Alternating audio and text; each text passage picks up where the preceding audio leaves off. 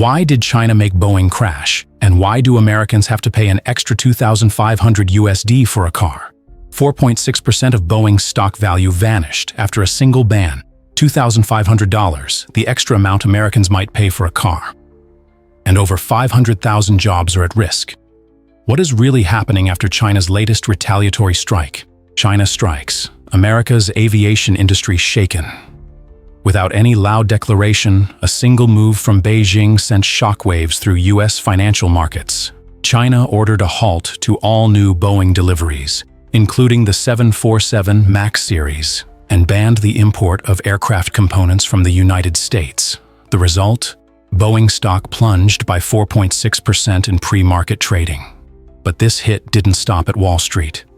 For American consumers, airfare prices are expected to rise by 10 to 15%, meaning an increase of $20 to $50 per flight, and more worrying. Boeing's global competitiveness is being threatened right in one of its most critical markets. Automotive industry, the next pressure point. Meanwhile, in Detroit and other auto industrial hubs, another wave of concern is rising. The 47th President of the United States has just paused new tariffs on imported cars to give companies more time to adjust supply chains. But that doesn't mean the troubles disappear. Companies like Ford and General Motors are forced to source parts from Mexico and Canada while they wait for domestic manufacturing to catch up. And that process, according to estimates, will take 6 to 12 months to complete. Rising production costs mean consumers will have to pay an extra 5 to 10% for new cars. For example, a vehicle that used to cost $25,000 could see a price hike of $2,500, a significant burden for most Americans. Small businesses, the biggest losers. Few realize that small businesses account for 1/3 of all U.S. imports, and now they're caught in a vice. Higher material costs, rising operating expenses, fewer customers. According to the latest statistics, around 20% of small businesses expect to lay off workers in 2025.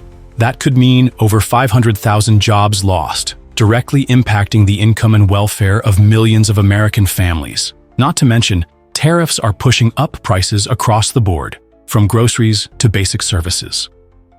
American consumers have little choice but to spend more every time they shop, fill their tank, or pay a bill.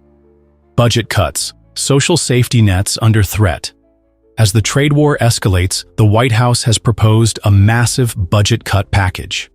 Social Security benefits, Medicare benefits, food stamps, welfare benefits, assistance that is going directly to individuals will not be impacted by this pause. And I want to make that very clear to any Americans who are watching at home who may be a little bit confused about some of the media reporting.